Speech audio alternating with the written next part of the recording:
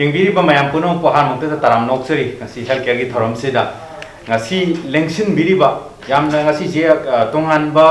system amada khoi ngasi gi episode asi longno hona jabani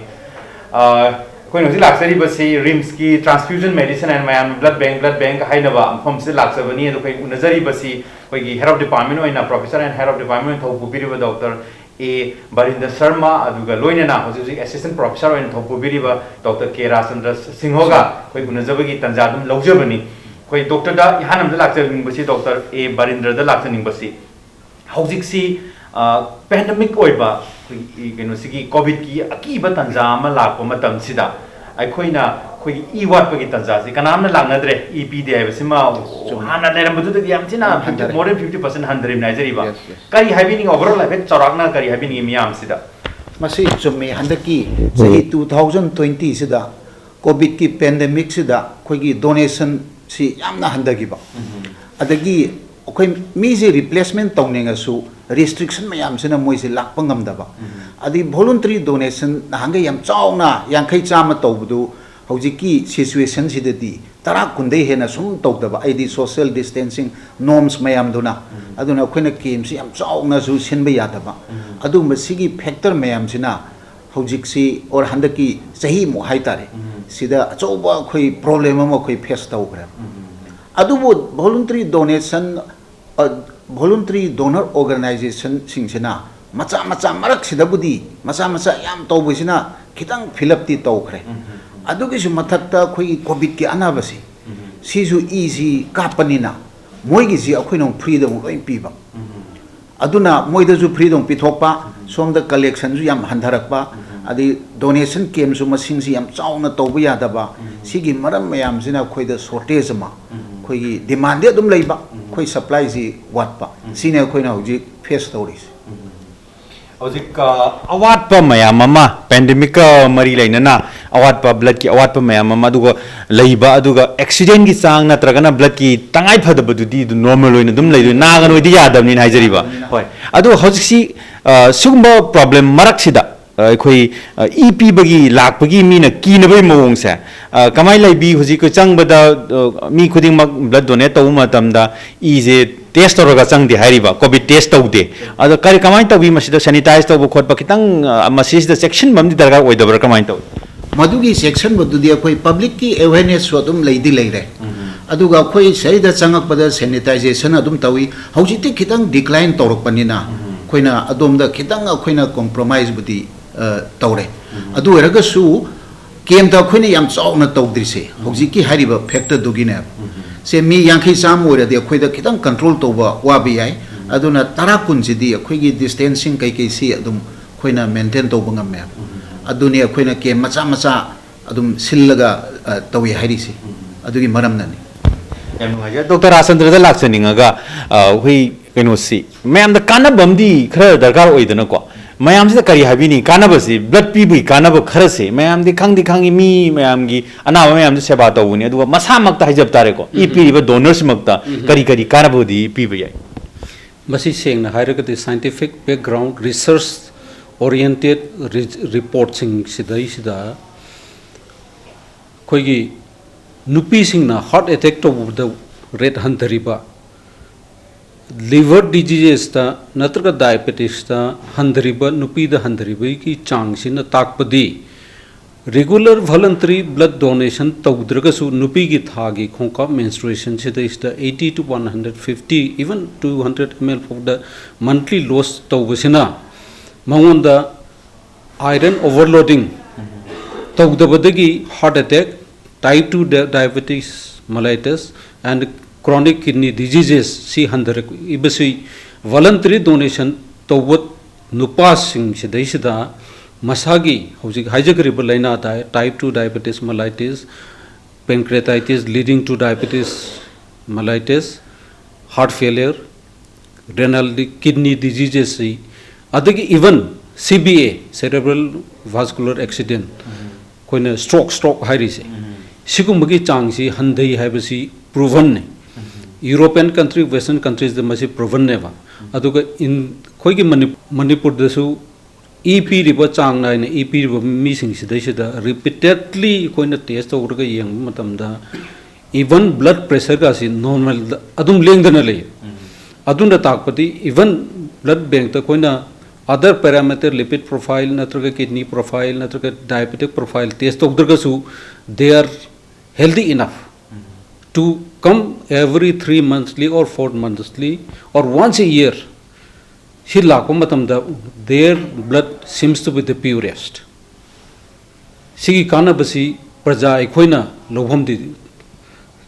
khangina ba made darkar tai easy pithok khrasu khoi body gi normal physiology sina madi khudak ta sungba howe easy hane je lok thok ba una ken bagum bani da aduna anobu sungai be isina masi functionally so active we be hel just like koigi hemodialysis tawriba dialysis tawriba poison lok tho kamda anoba sinbasi sina si this blood donation is mini transplantation ne uwada haraga khogi nau manau chong pasina Yeah. phajaba Ajaba. hariba adu mani tawthur ada amana hangba amana khogi ngasagi khoina piroba blood donor sing se moisina kana banga sa myam phangre masagi oiba adu nattaba moi khanjari si hayeng aina blood pirorede hayeng si ai card ama phangani card sina aina narak pa yeglak matamda natraga mai kana da blood madu replace tawba yabagi possibility laiba masigi matang sida ai ihan hanbada state government da appeal tawjaningi haijaningi voluntary blood donor ama oirbo mi se more than 5 times 10 times 20 times moisigi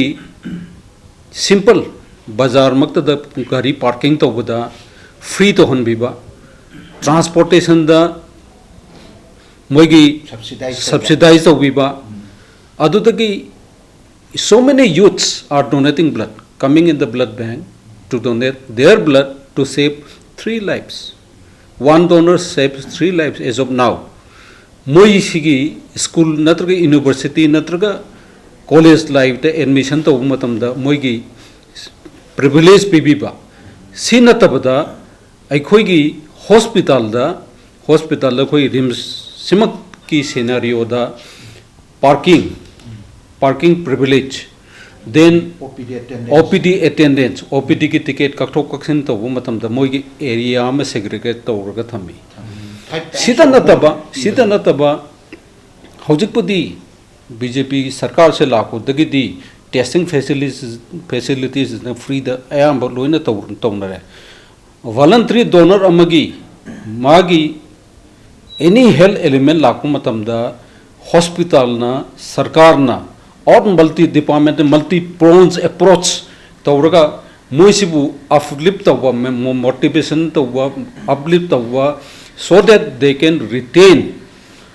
aina ngasi ipira makanda ai punchi so pidrasu yai adubu sigumba facilities mayam sing se leba taragadi even Tripura da example am haijaga Tripura the cabinet minister oige haiba taragada voluntary donation amato hai. That is why Tripura is flourishing like anything with respect to voluntary blood donation. Adumain tawdana khoigi sida su punsigi amuk haktang EP base sidi professional donor ga maneba kanate ba si kamaina yokhat kadage haibasi administration na both institutional administration as well as state government approach si tawrakanda khoigi voluntary donors sigi extra benefit or privilege PB bagi matam si thoidokna hendo obra haina khanje because in the European countries I London da 2002 da I chacha bu matam da I central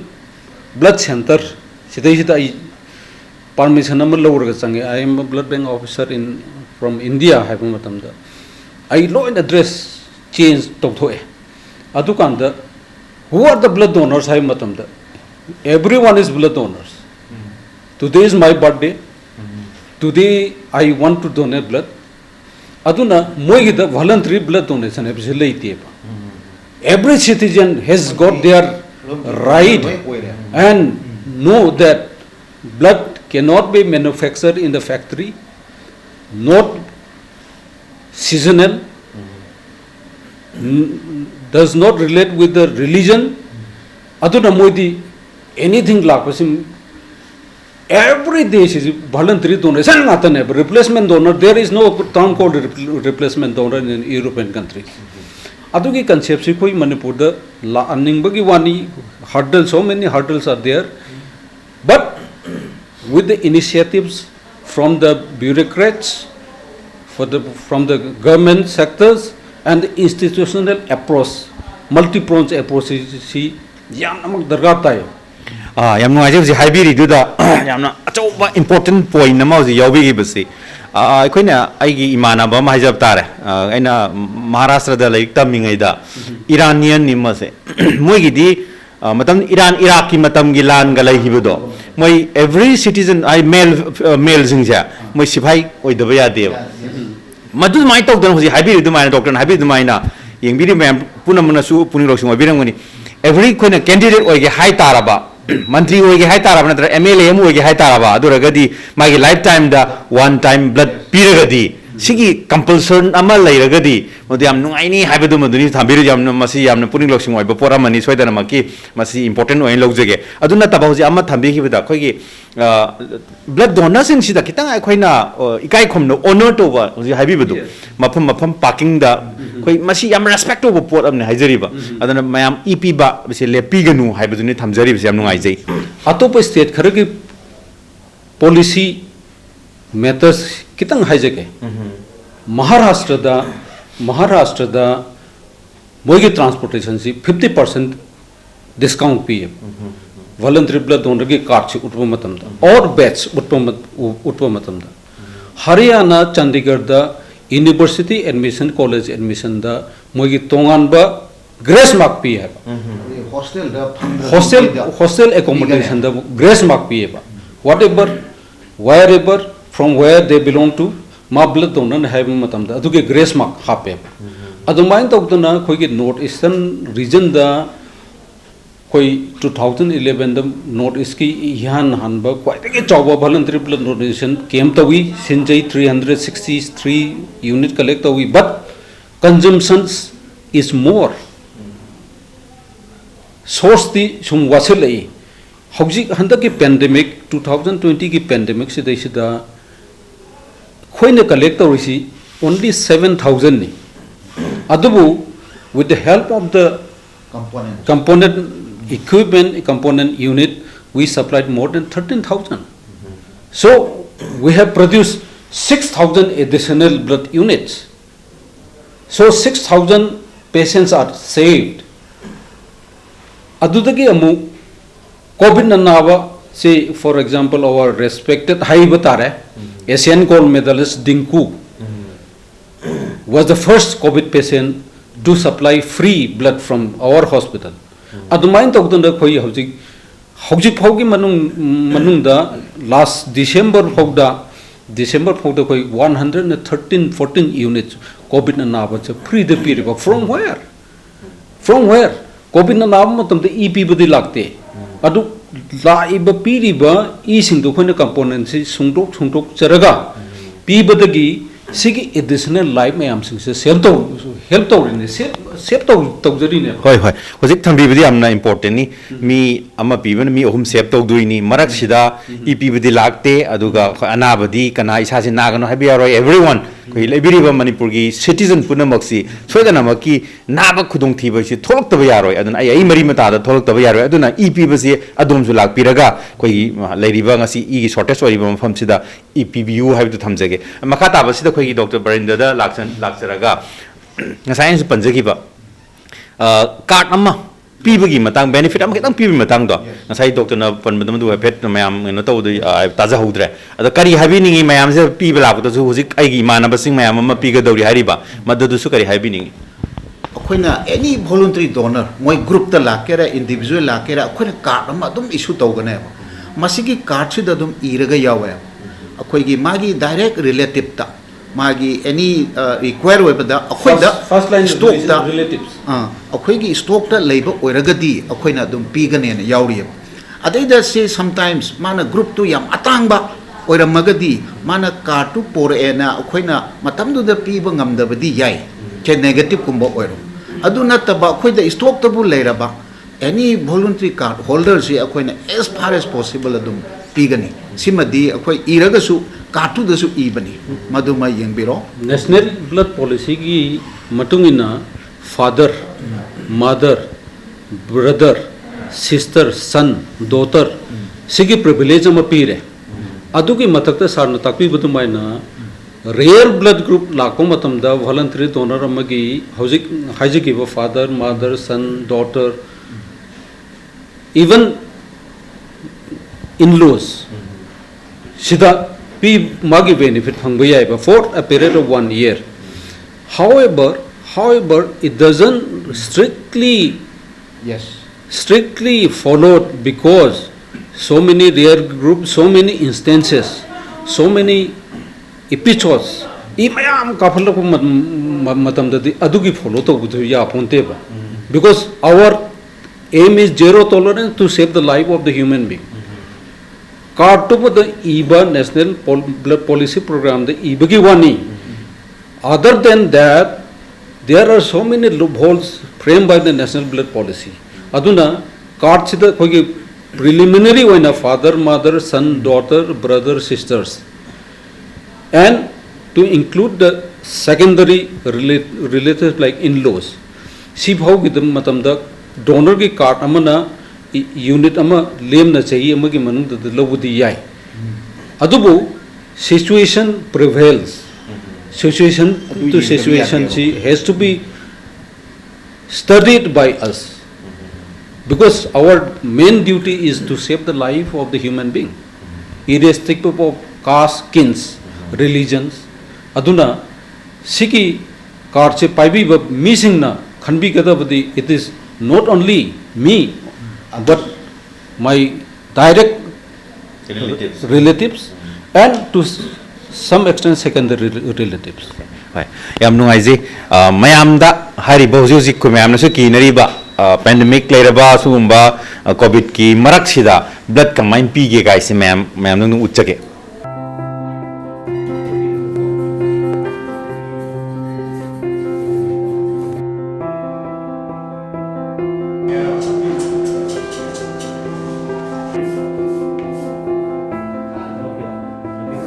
Any kind of disease like malaria, typhoid, jaundice, fever, diarrhea, lung disease, heart disease.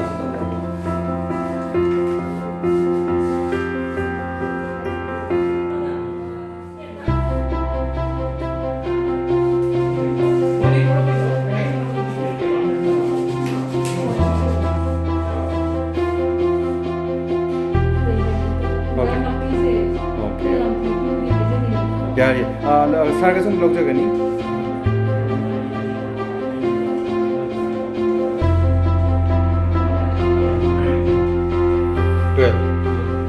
ठीक है ना भाई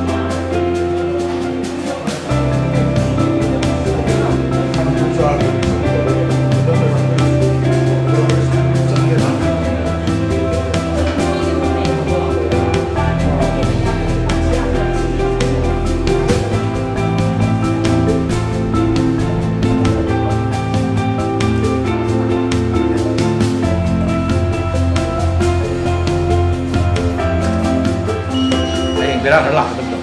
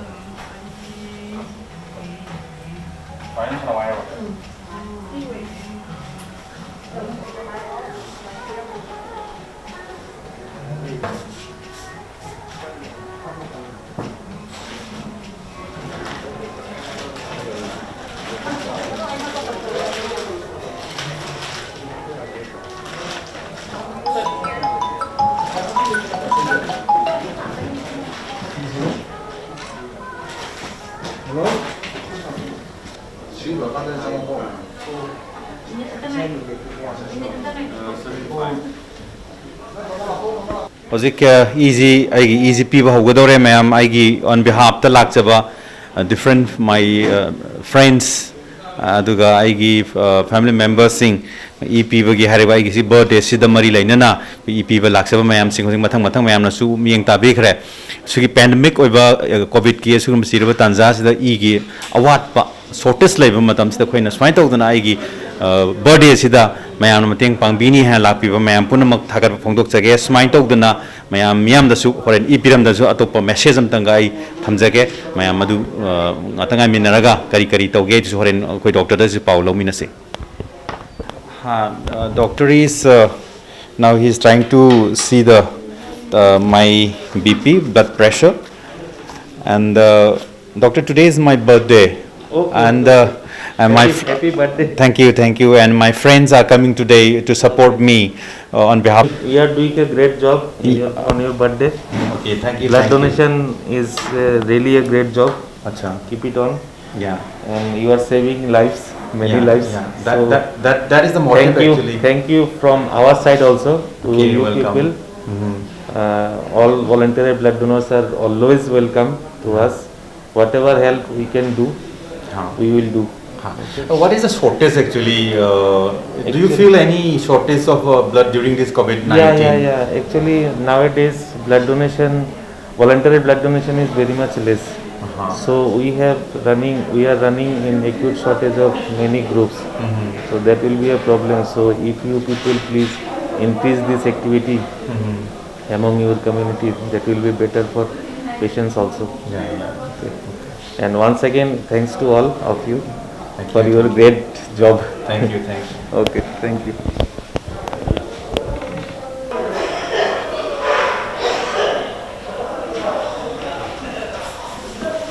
It's in upper normal limit. Normal, but upper normal. We can take that. Your BP is 140/90, but you have to check it regularly. Yeah, I have to say actually, basically my BP is 120/80. Okay. Sometimes 90 increase Okay. when I'm having tension. Keep it taking regularly.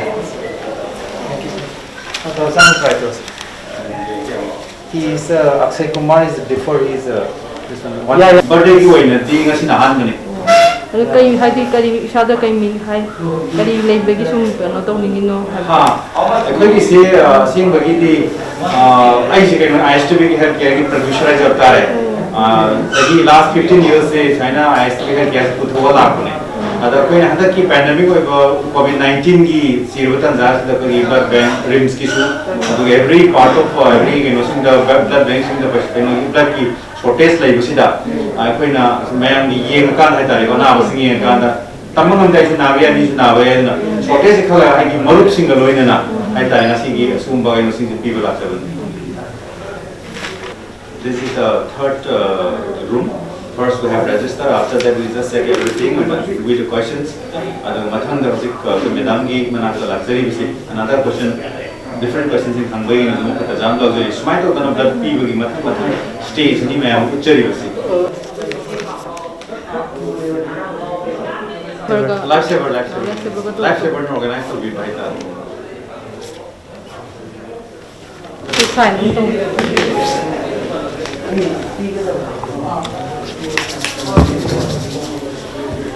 So we are maintaining distancing, and now Madam is giving this one hand sanitizer. We have to clean the hand. So we clean the uta bani government free soap free mayam singa na koi hand sanitizer tauba the soap inga distancing taruk ta gitaran leiba aduga koi chathok matana mask pa everything we have to understand mayam pura mamna koi ꯒ꯭ꯌꯥꯟ ꯇꯥꯃꯤꯟꯅꯕ ꯑꯃ ꯗꯔꯀꯥꯔ ꯑꯣꯏ ꯍꯥꯏꯕꯗꯨꯅꯤ ꯍꯧꯖꯤꯛ ꯊꯝꯖꯔꯤꯕꯁꯤ ꯌꯥꯅꯤꯀꯣ ꯁꯤꯗ sign ꯑꯃ ꯇꯧꯕ ꯄꯦꯟꯁꯨ ꯂꯩꯔꯦ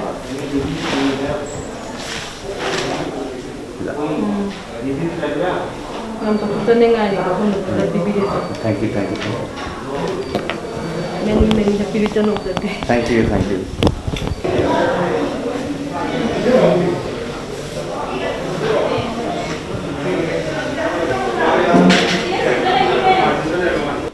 ꯃꯌꯥꯝꯅ ꯍꯧꯖꯤꯛ ꯀꯤꯔꯤꯕ ꯑꯩꯈꯣꯏ ꯀꯩꯒꯨꯝꯕ ꯏ ꯄꯤꯕ ꯂꯥꯛꯄ ꯃꯇꯝꯗ ꯑꯩꯈꯣꯏ ꯀꯤꯖꯕꯒꯤ ꯀꯩꯅꯣꯝꯃ ꯂꯩꯕꯗꯣ ꯑꯩꯈꯣꯏ ꯋꯦꯜ ꯁꯦꯅꯤꯇꯥꯏꯖ ꯇꯧꯖꯔꯕ ꯌꯦꯡꯕꯤꯌꯨ ꯃꯌꯥꯝ ꯑꯩꯈꯣꯏꯒꯤ ꯁ꯭ꯇꯥꯐꯅ ꯍꯧꯖꯤꯛꯁꯤ ꯁꯦꯅꯤꯇꯥꯏꯖ ꯐꯖꯅ ꯇꯧꯔꯤ ꯃꯌꯥꯝ ꯏ ꯄꯤꯕꯗ ꯀꯤꯕꯒꯤ ꯊꯣꯏꯗꯣꯛꯄ ꯃꯊꯧ ꯇꯥꯗꯦ ꯑꯩ ꯂꯧꯖꯩ ꯑꯗꯨꯅ ꯂꯥꯛꯏꯕ ꯃꯤ ꯈꯨꯗꯤꯡꯃꯛꯁꯤ ꯁꯦꯅꯤꯇꯥꯏꯖ ꯅꯤꯡꯊꯤꯅ ꯇꯧꯗꯅ ꯍꯧꯖꯤꯛꯀꯤ ꯂꯩꯔꯤꯕ ꯀꯣꯚꯤꯗꯁꯤꯗ ꯑꯩꯈꯣꯏ ꯉꯥꯛꯊꯣꯛꯅꯅꯕ ꯄꯣꯠꯇꯨꯅꯤ ꯃꯌꯥꯝ ꯍꯧꯖꯤꯛ ꯍꯣꯠꯅꯕꯤꯔꯤꯕꯁꯤ ꯑꯗꯨꯅ ꯃꯌꯥꯝ ꯂꯥꯛꯄꯤꯌꯨ ꯏ ꯄꯤꯕꯤꯌꯨ ꯑꯗꯨꯒ ꯁꯨꯝꯂꯕ ꯇꯥꯟꯖꯥ ꯑꯁꯤꯗ ꯆꯤꯔꯕ ꯇꯥꯟꯖꯥ ꯑꯁꯤꯗ ꯏ ꯋꯥꯠꯄꯒꯤ ꯇꯥꯟꯖꯥ ꯁꯨꯝꯕ ꯃꯇꯝꯁꯤꯗ ꯃꯌꯥꯝꯗ ꯏ ꯄꯤꯔꯒ ꯑꯩꯈꯣꯏꯒꯤ ꯏꯁꯥꯗ ꯆꯥꯎꯊꯣꯛꯆꯕ ꯀꯔꯤꯒꯨꯝꯕ ꯑꯃꯗꯤ ꯄꯤꯔꯦ ꯀꯔꯤꯒꯨꯝꯕ ꯑꯃꯗꯤ ꯃꯌꯥꯝꯒꯤꯗꯃꯛ ꯀꯠꯊꯣꯛꯆꯔꯤ ꯍꯥꯏꯕꯒꯤ ꯑꯗꯨꯒꯨꯝꯕ ꯊꯧꯅꯥ ꯍꯥꯏꯖꯕ ꯇꯥꯔꯦ ꯃꯗꯨꯝ ꯂꯩꯕꯤꯌꯨ ꯍꯥꯏꯕꯗꯨꯃ ꯊꯝꯖꯒꯦ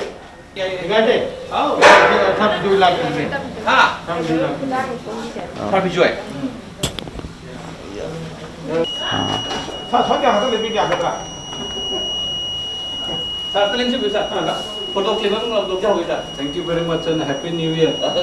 Happy New Year, Happy New Year. Young prominent figure personality among us people out there, Marawi. ꯊꯥꯒꯠꯄꯤꯔꯦ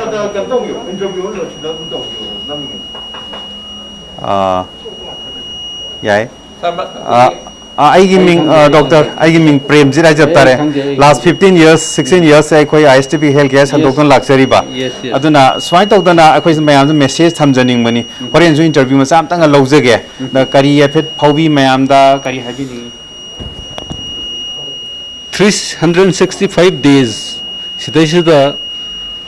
mi ani dang natrak ahum dang magi birthday taba matamda EPB taragadi khoigi Manipur da e wat tibagi samasya si kopangangani maramdi donor amana PB ramba e si khoina with the help of component separation machines ahum thong khaido kanni adu etar one donor can save 3 lives. Then again, blood scarcity ki blood water ki problem do minimize aur kaduni. I am very much thankful for the media personnel and print and electronic media to cover such a noble cause. Even the then Mother Teresa told once, the greatest gift of humankind is donating blood. I am very thankful that one of the media personnel has involved in such noble gesture. Thank you very much. Thank you.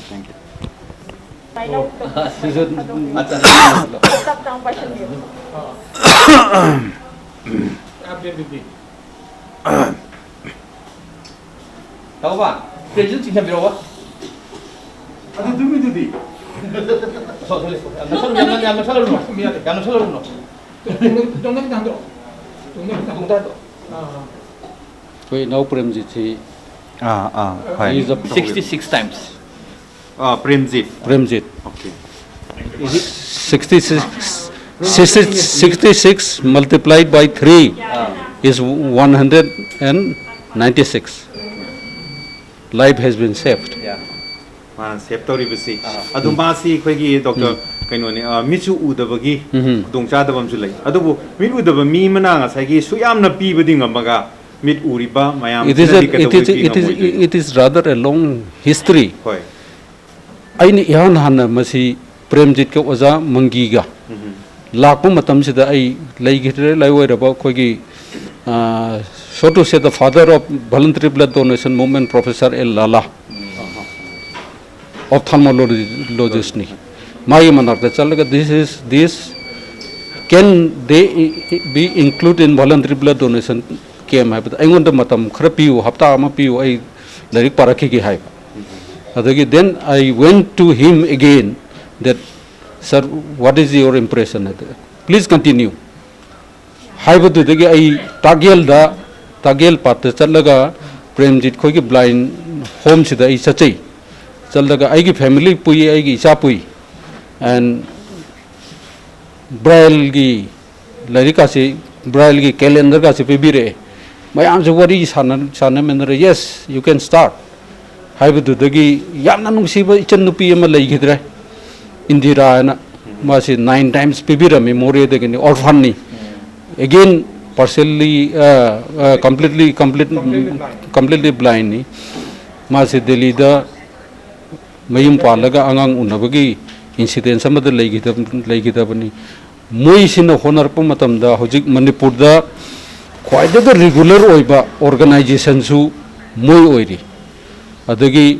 Maximum voluntary donor ओइबसिंग सु मोइगी Ming आता ओइरी and people of Manipur should owe to the services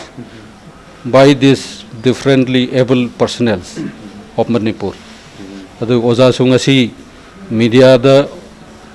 interlocutor natraga program coordinator yamna su oibere aduga chongthok pira paki tamusa yamna thamoi dagi from my corner of the heart I really appreciate your gesture. Next अखोई उनजगे न खंजरी बसी अखोई life saver Manipur की managing director की थौ पुबिरिबा हारिबा ngasi की programme जिदा नतना तोंगान बा प्रोग्राम कयम सिनबिग्रबा अखोई इकाई खुमनजरबा ओजा अखोई पद्मा कुमार कोई लेंसिन बिदुन लेबिरे ओजा आई नाक्तंग आक्तंग आई इ लौजरी ngasiदा करी हाबिनिंग ओजा ngasi की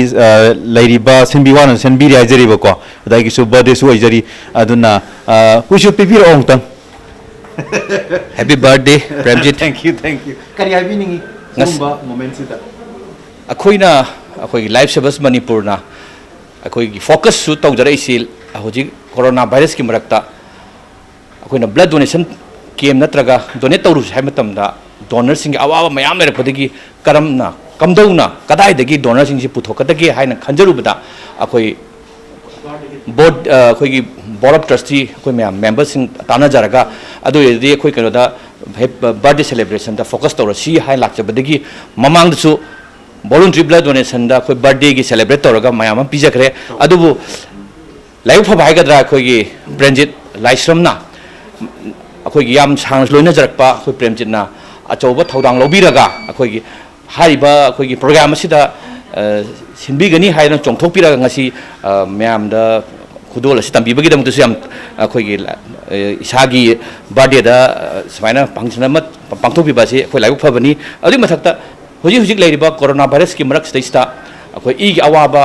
yam leigre maram aduna kharam su khara ta su akoi na karigumba khara mateng tawgi habi wakhalunda chongthokpirak pa se akoi khunai si gi yamna life phabani ai dogjage aroi bada aina thamjaning badi ngasi lengbirakli ba akoi gi birthday celebration of Laisram Premjit ki donation came asida charuk yabiri ba voluntary blood donor sing adai youth donor sing mayam lembirek ta mapung phan bagi damak ta chu life savers ki maike degi togimal khangba maji taram okchabagi okchagi haina khoina phungduk chari loina na akoi Premjit pasu tungda lagada punsida na yaudaba punsi nungsing sangba adu oibiu haina khoi life savers ki maike degi thagat phungduk chari taram okchari. Thank you. Ngasi gi sigum bai gi birthday ki thoram sida saruk yaba lakpa sida khogi blood donation tawbiu en hajaru bada yabirak pai gi now Robinson ado kitang magi message hajab tare sungba birthday khuding makta swaina ka piraga di kari oiba ado sum I awat pa leiba sida kari tawba habse message am tam mayam thaman jage. Thank you. Happy birthday sir. Aina hajaning muje Kuning asi blood donation is a new way of celebrating birthday. It's a new changes during this pandemic.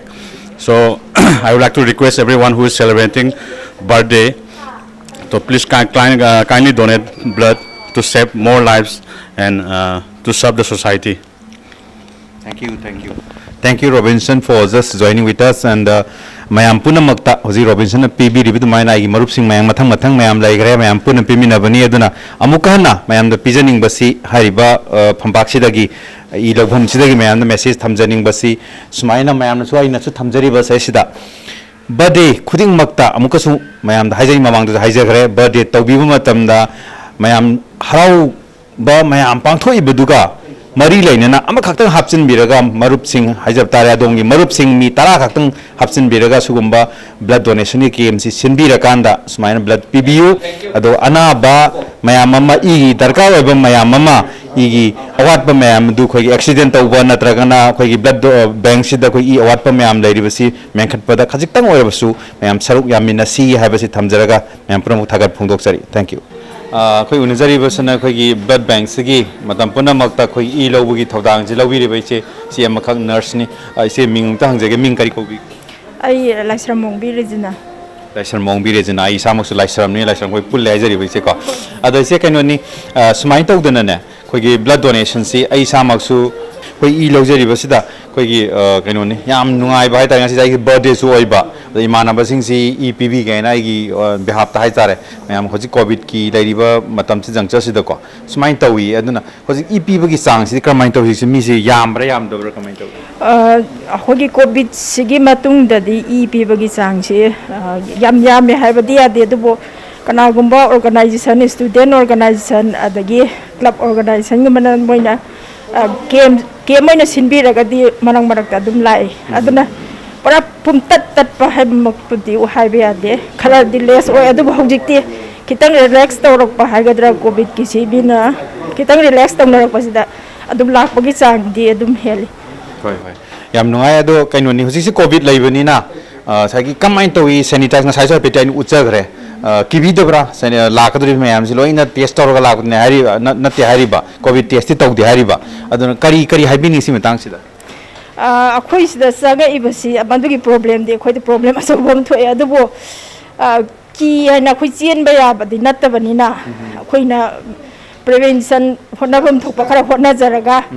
akhoi adum donor sing akhoi kante adum tawi akhoi gi nom khara haidi physical distance adagi mask upa adagi khuttoina ha basugum basi khoi dum season nazaraga process te dum khata na jathajari adubo laibak thiba haigadra phaba haigadra donor sing jite test taw am bodi natre adu section of the yade lairiba koi donor kangbu sing shu lakpiraga koi koi hamdok pa lam lam hoji lairi se khara lapi lairiba distancing lairiba si dum ngak na chat prai di khar laijari ba pa yam nungai jai tagat phongdok chari thank you mayam gi damakta seba kuina taw ngamboi bi haijari thank you very much and happy birthday thank you thank you thank you Thank you. Okay. Dr. Kainoda khoi e Barindra da laksaraga ngasi si ai samaki khoi STB healthcare si matam sangna last 16 years khoi sanduk tu laksari haijari ba mamang da su doctor interview khoi tawre mamang da su ado ngasi jina kitang mayam gi thaidu akanda aina thamjani si ai samaki ngasi birthday oi aduga happy birthday thank you adu sumai oi best aina khanjari si e easy wala na nanda ka khoi hanagi ai blood donor ni mamang da su khoi 3 times speak haijari ba adu masi life saver manipur nga sinbira nga si blood nunumi ai gi birthday numi sida aina so ai imana basing da haijarui imana manga tara sing da mai differ to bu so yaure haibidi khoi gi bb khar nemam ba wangam ba kham yaure haijari ba hoi adu mayam sida aina haijara kanda smaina ai birthday ni mayam celebrate to minasi kaina kaina haijara kaujara kanda nga si gi numi sida moi blood donate to bulai kari habiningi suguma sirba tanja sida miam da khoigi sumaina birthday tawba kangu sing specially haijab tare ko kari habiningi akhoi di mi khudi mak moi gi birthday si tawbiro hairi ni hana chu atai kharbudi tawkhre adubo hojiki life savers group si am regular akhoi gi moi si dedicate tawraga moi si honari voluntary donation si adegi khoi gi helping hands gi group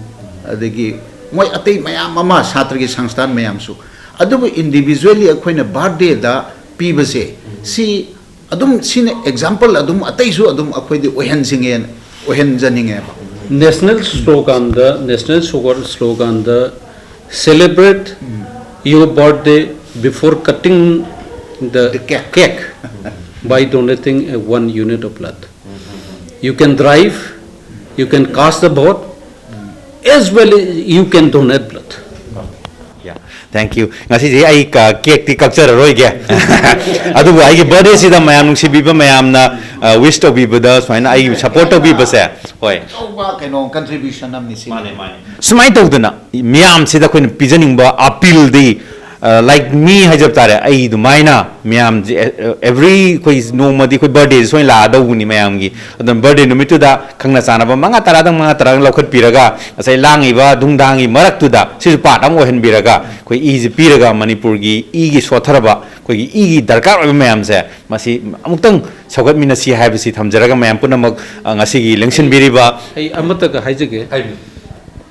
I'm from wholeheartedly thankful to the ISTB because to entertain, to make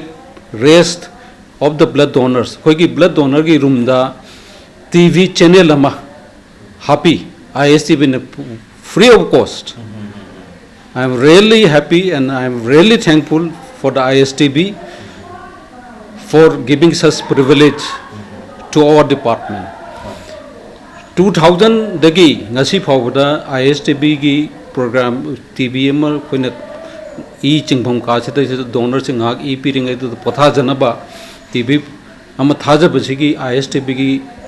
charge ngasi phawda log the free ni. So I am very much thankful to ISTB and I am really thankful to involve the print and electronic media to uplift the voluntary blood donation in the Manipur so that we can save hundreds and thousands of lives of humankind, not only Manipur. Sida awaban nangi se arapa mayam sidagi se remote corners tai lak se sai da kanam su leita ba aduna moi mayam sigi su khoina donation voluntary piri mayam se khoina moi gi su loina yawrabani aduna e leiba koppa gain tawri se khoi voluntary donation si wang da badagi mi kharana aran ba sum moi anam da tawbane Slogans and demands is more. aduna masida bu henga khradi khoi karim bhau se yam peacefully any anaba any from anywhere lapada Nasi Prem Sapna media personnel the mo in lengbi raktana me ohungi life save to biridumaina even 4% of the total population of India, if they donate yearly, there will be no shortage of blood. 4% of the population. Ado print and electronic media ge role, achauba role se. Si yam na appreciate of janing. Hoi, yam nungai je, soidana maki ngasigi episode si yang biri ba mayam puna mangna koi YouTube tu sutazabani ngasigi program si susumaina koi upload tawje every ga ISTB health care program se YouTube te upload tawjeri ba koi YouTube ki channel si lamai than bi mangal haina mayam puna mak sungtum subscribe to view sumaina kana ba mayam mama koi pujara kanda saije doctor habi beduni lairiba 30 lakhs lei sigi manungda 50% oil su mayam e donate to biri matam gi e donate toragadi koi e awa basi sungai leru habaduni yam nungai je doctor ani hajab tare ngasigi koi transfusion medicine RIMS ki head of department professor jo biriba du head of department gi thobu biriba Dr. A Barinder Sharma loina na khoi Dr. K Rasnanda Singh assistant professor oina haiba khoi department sen thobu biriba na aktang khoi tanja sida khoi ISTB health care miam se pijariba paujel se aktang soidana ma ki huji khara da su khoi haibi gri miam je machang oiba khara je soidana ma ki miam na su khangbiram gane na laujage aduga thagat phongdok chei ngasi da maktadi masiga lone na ngasi da maktadi ISTB health care gi thoram si matang ase loisinjage kaubi ganu ngasai haijakhriba lamai thami mangal channel koi health care gi thoram si lamai thami mangal hariba channel sida YouTube channel sida koi upload tawjabani mayam pura mo subscribe to view share to view thank you very much